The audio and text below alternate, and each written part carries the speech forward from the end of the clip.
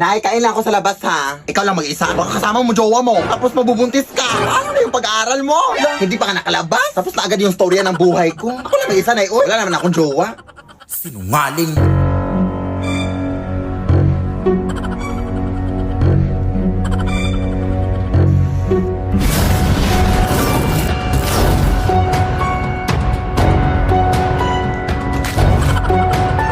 Akala ko ba ikaw lang mag-isa?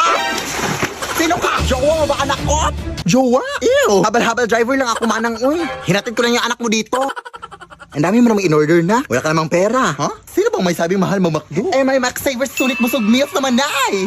Sa halagang 99 pesos, may crispy chicken fillet meal ka na with extra rice. Pwede din crispy chicken na laki with extra rice. May chicken McDo meal din. Nasa tingin ko, gusto makina nga yung chicken. Kaya siguradong, sulit busog tayo sa McDo. Ay, we? Sige, akin na yan. Nagutom ako kakasunod sa'yo. Lo.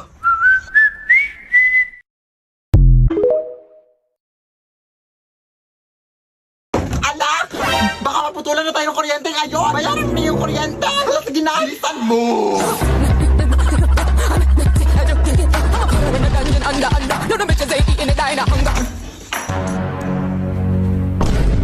Ay, Diyos ko, ang haba naman ng pila dito.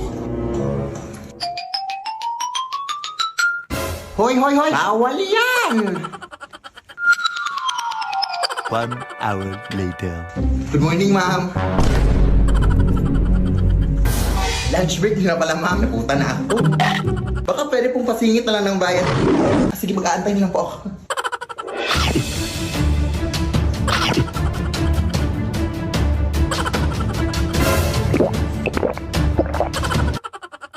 Ito po yung bayad ko, ma'am. Hoy, kulang yung pambayad mo. Kailangan nyo nang bayaran lahat ngayong buwan. Sige po, babalik na po ako, ma'am. Bilisan mo! Nay! Kulang yung pambayad! Kailangan buo na daw yung babayaran! Halak na ko! O sige, ito na lang muna, oh! Bilisan mo! Ito, ma'am! Yes! Ay, naabutan ka na ng cut-off time. Sarado na kami. Bukas ka na magbayad. O, kamusta na? Close na sila, Nay. Huwag ngayon, te! Pagod ako! Ay, sorry na. Saan ka ba kasi galing? Nagbayad ng bill sa kuryente. Huh? Alam mo bang pwede ka magbayad ng kuryente through Gcash, Day? Ha? Oo. Ilang pindot lang. Bayad ng mga bills mo sa Gcash Pay Bills. Totoong narinig ni Guy. Pwede kang magbayad sa over 1,900 billers through GCash. Papakuryente, tubig, government, loans, o anong bills man yan, Day. Sobrang bilis lang mabayad dito. Open GCash lang, tapos choose Pay Bills. At tapos, mamamili ka kung ano ang babayaran mo at ang biller ka magbabayad. Katapos, ilagay mo lang ang mga details mo at confirm ang payment. May resibo pa kaagad yan pagkatapos. At ayan, nakabayad ka na. Hindi nyo na kailangan pumila pa para magbayad mga sim. For Gcash na lang kayo. Dahil lahat ng klase ng bill, pwedeng bayaran anytime at anywhere. Basta gamit Gcash. Hala, sige anak, i-Gcash lang natin ang bayad sa kuryente natin. Tama. Hashtag discarding Gcash yan. Sigurado ka pang pasok ang transaction para maiwasan ang disconnection sa susunod. Dahil available sa Gcash ang mga billers na kailangan mo.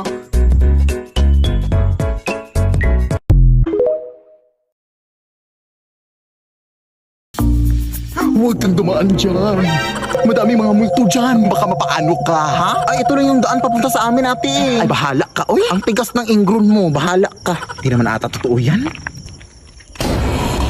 Ay, totoo nga! May kapre! Ay, pero naka-cellphone. Taray. White lady!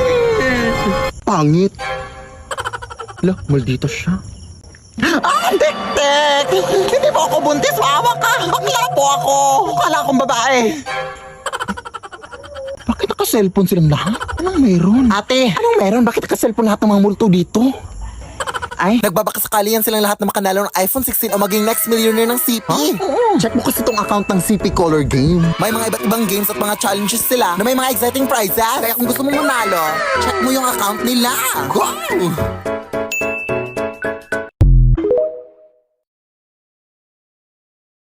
Ate, tulungan naman ako, Bi. Gabi na kasi. Baka pwedeng pautang ng kaunti. Tinapos kasi ako. Pamasahe ko lang. Galit ka ba? Ay, hindi naman, te. Nagbabasakali lang ako na makautang ako sa'yo. Anong kahilis? Sige na, te. Babayaran ko naman yan kaagad. Ganun ba? Ay, sige, te. Pag hindi mo ko pinahiram, ipagkakalat ko talaga na hindi ka araw-araw naliligo. Oh, what? Are you crazy? Lah, pinatayan pa nga. Ano na ako makakauwi nito?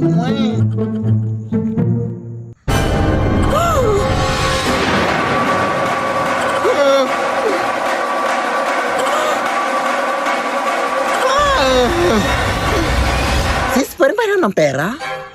Wala na kasi akong pamasahe eh. Wala rin akong hibang mahihiraman. Buti nga nandyan ka. Ay, wala akong cash dito eh. Pero alam mo bang pwede ka makahiram ng pera through G-Loan Sakto sa Gcash? Huh? Oo, via G-Loan Sakto. Open mo lang yung Gcash app mo, tapos pwede ka na makahiram ng 100 pesos up to 300 pesos cash straight to your e-wallet mga sis. Payable after 14 days. Perfect para sa pang-araw-araw na gastusin at maliliit na mga emergencies natin mga sis. Kaya ikaw, Day, mag-G-Loan Sakto ka na, go! Thank you, sis! O ayun, may habal-habal na sis. Bye! Hoy, mga white lady! La!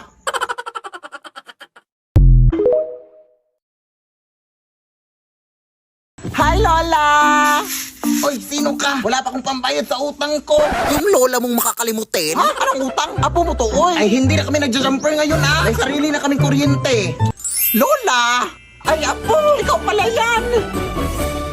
Kanino kang anak? Lola mo rin super proud na proud sa'yo. Nakapagtapos ito ng kolehiyo. Best in MAPE. Nakapunta na rin to ng ibang bansa. Nakatricycle.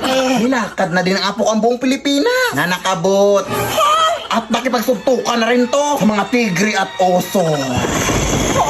Hindi mawawala mga horror stories. Matulog na kayo. May white lady dito. Kagabi, may white lady akong narinig na umiiyak. Dito na kasi sila naninirahan. Oh, siya, maraming salamat ha. Ang hirap kasing patulogin ng mga batang yun. Salamat. O, mag-ingat ka sa pag-uwi mo, apo. Amimiss kita. Thank you, Lola.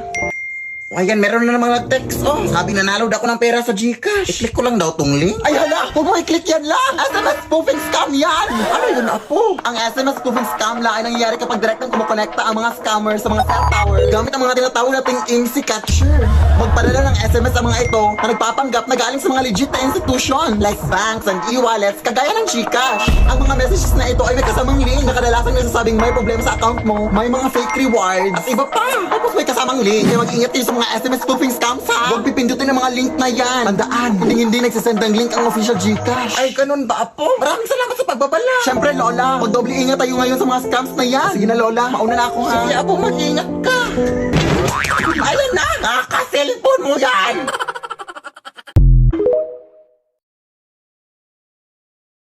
Kain na! Anak, alam mo bang may espiritong babae na daw na naglilibot dito sa ating barangay? Ha? Ang pangalan niya ay Banshee. Siya ay kilala sa kanyang malakas na iyak. At kapag narinig mo daw ang kanyang iyak, pinabalaan ka daw niya na may mamamatay sa iyong pamilya. Pwede mo ka naman kwento ng kanyan? Ay, sa harap pa talaga ng pagkain. O ayan, Kerry na magkwento. Pero baka gawa-gawa lang yan ng mga tao dito. Wala naman siguro makakahula ng kamatayan ng isang tao. Ay, pakiclose pala ng gate, nakalimutan kong isara.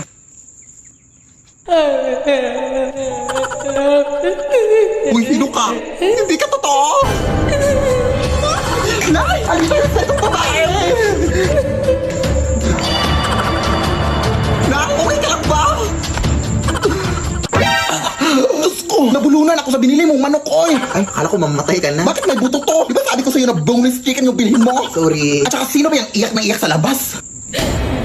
Ano? Yan ba yung espiritu? Isa lang yung ibig sabihin nito, anak. May mamamatay sa bahay na to! May namatay nga, yung ilaw natin. Ayan, binabalaan ko kayo na may mamamatay dito sa inyo. Yung ilaw nyo, kasi hindi pa kayo nagbabayad ng kuryente. Nagamiraan ko ako, hindi ako espiritu. Ay, oo nga pala. Wala pa kasi akong pambayad ng kuryente, mami. Nagka-emergency gastos pa kami sa aming lababo na naglili. Ay, naku, mag-G-credit ka na lang sa Gcash. Huh? Yes, gamit ang G-credit.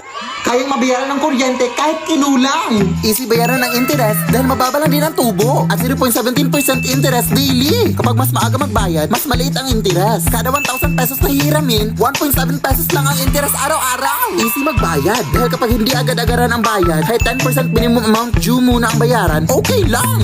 Sobrang dali lang. Open mo lang ang Gcash app, punta ka sa bills, pili ka sa mga partner merchants, tap pay with G-Credit. Tapos, nakapagbayad ka na ng bills gamit ang G-Credit. Kaya di naipit kapag ipet tuwing petsa di peligro. With G-Credit, kaya today. O, ayan na nakapagbayad na ako.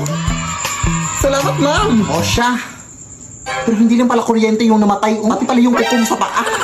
Pa-pedicure mo na yan, sis.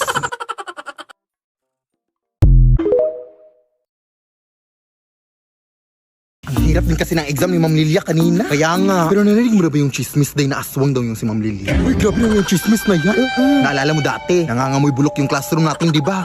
Yun pala, ilaw na puso ng baboy yung ulam ni Ma'am Noon. Seryoso? Paano mo nalaman? Siyempre, nakikain ako. Di joke lang. Nakita ko sa table ni Ma'am. Tapos kilala mo sa Angel, di ba? Ay, yung nawawala. Sabi nila, si Ma'am Lilia daw ang huling kasama ni Angel bago siya nawala. Oh my God, totoo ba? Oo, te. O siya, nandito na pala ako. Ingat ka pa uwi, ha? Baka magkita kayo ni Ma'am Lilia. Kala mo natatakot ako? Anong ginagawa mo dito eh? Bilat! Ay, Ma'am Lilia, ikaw pala yan. Anong bilat? Ay, balat. Balat po, ma. Ayan, nangangati yung balat ko sa paa. May alipong nga po kasi ako eh. Ganun ba? Umuwi ka na. Pilog pa naman ang buwan ngayon. Gantong oras nagsisilabasan ng mga aswang. Ha? Ay, sige po ma'am. See you tomorrow po.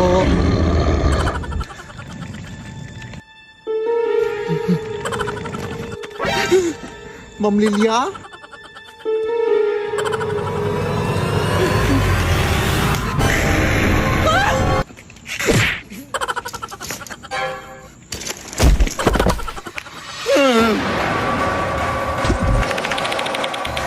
Tulong mga kapitbahay!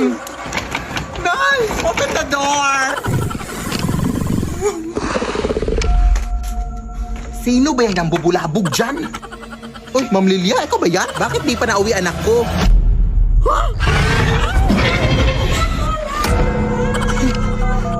Sir, tulungan niyo kami. May aswang dito sa amin. Address po? Ay, hala. Anong address dito? Batong Bakal Street. Ay, oo nga pala. Thank you, ha? Makamwag po! Bobo po akong estudyante pero mabuti po akong tao! Di ba binigyan kita ng chocolate nung Teacher's Day? Lead me, Lord.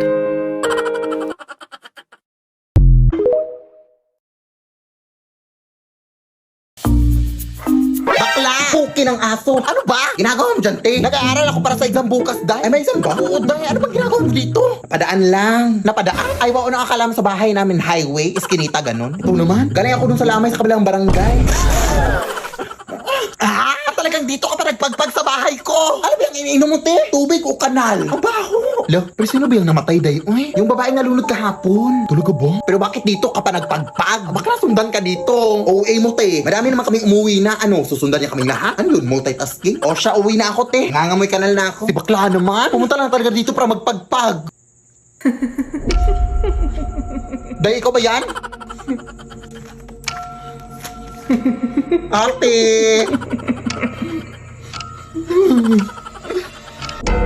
Mother? Is that you, mother?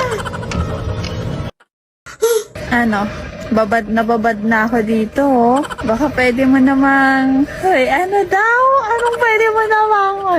Ha? Maawa ka, te! Hindi po ako yung pumunta sa lamay mo, yung kaklase ko po. Kung gusto mo samahan kita sa classroom bukas, ako na bahala sa pamasahe. Hoy, ano daw? Huh?